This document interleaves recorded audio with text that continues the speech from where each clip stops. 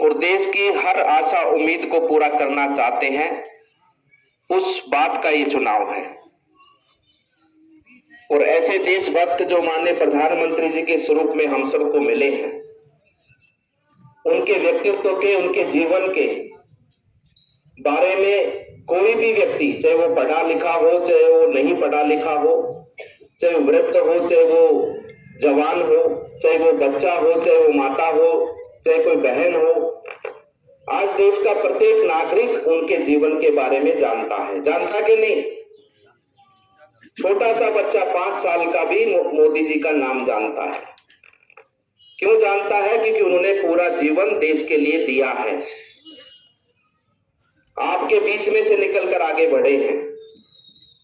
उन्होंने जिया है ये जीवन, गलियों के अंदर कैसा किसान दुख पाता अपने खेत के अंदर, मजदूर कैसे मेहनत करता है, एक माता, एक महिला घर में कैसे परेशान रहती थी रोटी बनाने के लिए, पानी के लिए।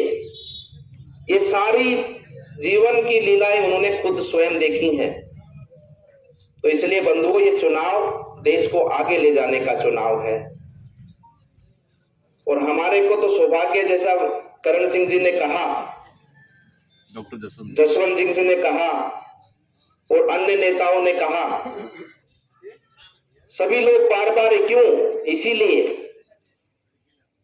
क्योंकि हमारे बहरोड की जो आशा है, हमारा जो सपना है, वह पूरा होने का अवसर आया है।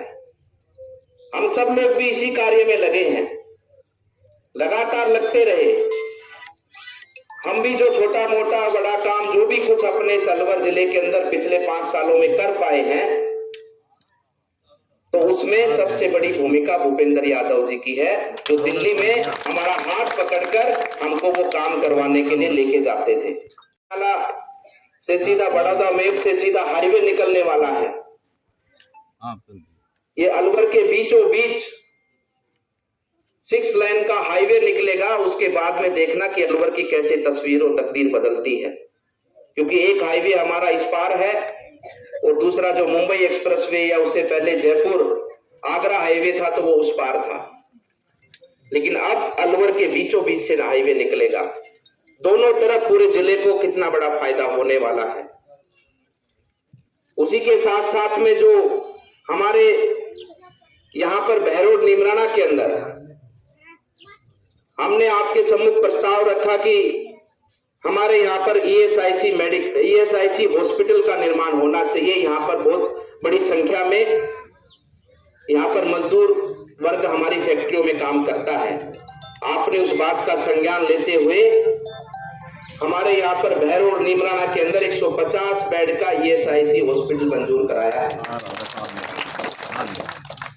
तो इसलिए बंधुओं, ये चुनाव वास्तव में हमारे सपने पूरे करने का चुनाव है।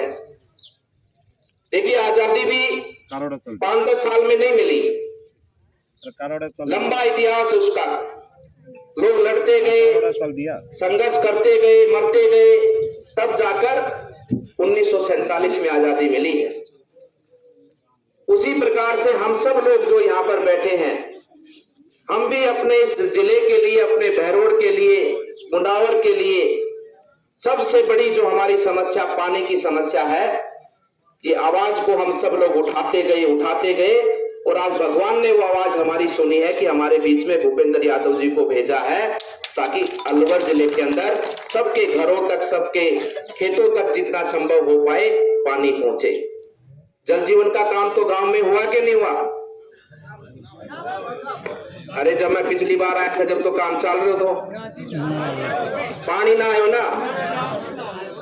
बोरिंग, अरे पाइपलाइन तो बिछ गई ना, कुछ भी ना हो। अब डॉक्टर जसवंत जी जरूर पानी खुदा देगा, हो जाएगा। चलो, नहीं होगा, बिल्कुल गारंटी है हमारी, लिखित में गारंटी ले सकते हो। पिछले 5 साल हमने बहुत संघर्ष किया है। जल जीवन मिशन का काम राजस्थान में इस प्रदेश सरकार ने, कांग्रेस ने नहीं किया, और राजस्थान उसका परिणाम है कि 21वें पायदान पे था। अभी 2-3 महीने पहले सरकार बनी है। सभी चीजों का संज्ञान लेते हुए आने वाले 6 महीनों के अंदर अंदर जल जीवन मिशन का काम होगा और आपके घर में पानी पहुंचेगा, ये हमारी गारंटी है। तब ना हो काम। तो इसलिए होगा काम, सब होगा, क्योंकि जो कारण है वो आपको संज्ञान में है। इसलिए ज्यादा समय नहीं लेता हुआ हमारे गांव में पधारे हैं। ये नाथों की तपस्थली है, आप सब नाथों के भक्त हैं। मैं भी आपके साथ में माननीय भूपेंद्र जी का अपने गांव में पधारने पर स्वागत करता हूं और उनके साथ पधारे हुए सभी नेतागणों का स्वागत करता हूं।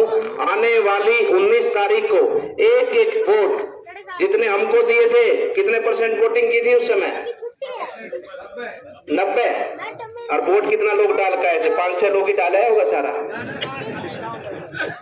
आखिर हाथ तो नहीं भरनी से। अब की बार भी उसी प्रकार से वोटिंग होनी चाहिए। यही मेरा निवेदन आप सबके श्री चरणों में। आप सबका अभिनंदन, आप सबका स्वागत।